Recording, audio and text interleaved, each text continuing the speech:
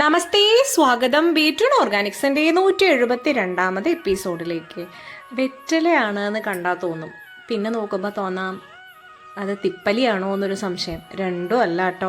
നമ്മുടെ വിശപ്പടക്കാനും തളർച്ച മാറാനും നമ്മുടെ ശാരീരിക ക്ഷമതയൊക്കെ വർദ്ധിപ്പിക്കാനും സാധാരണ കാട്ടിൽ ശരിക്കും പറഞ്ഞാൽ വനജന്യമായിട്ടുള്ള ഇപ്പോൾ വളരെ കുറച്ച് കാലങ്ങളായി മാത്രം പുറലോകം അറിഞ്ഞിട്ടുള്ള ഒരു അത്ഭുത സസ്യമാണ് നമ്മളിന്ന് പരിചയപ്പെടുത്തണം കേട്ടോ.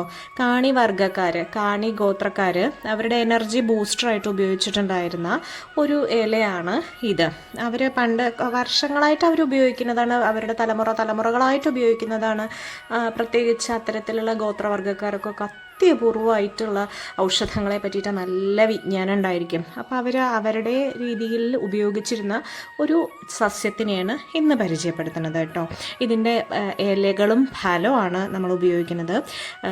അതിൽ ശാരീരിക ഭാരം കുറയ്ക്കാനായിട്ട് ഉപയോഗിക്കുന്നുണ്ട്, ക്ഷീണം അകറ്റിയിട്ട് ഊർജ്ജം നൽകാനായിട്ട് ഉപയോഗിക്കുന്നുണ്ട്, പ്രതിരോധ ശേഷി വർദ്ധിപ്പിക്കാനായിട്ട് ഉപയോഗിക്കുന്നുണ്ട്, കരളിന് ശക്തിയും സംരക്ഷണവും കൊടുക്കുന്നുണ്ട്, അൾസർ കുറയ്ക്കുന്നുണ്ട്, ലൈംഗിക ആരോഗ്യം മെച്ചപ്പെടുത്തുന്നുണ്ട്. അതുകൊണ്ട് തന്നെ ഇതിനെ അറിയപ്പെടുന്നത് ഇന്ത്യൻ വയാഗ്ര എന്നൊരു പേരും കൂടിയും ഇതിനുണ്ട് കേട്ടോ.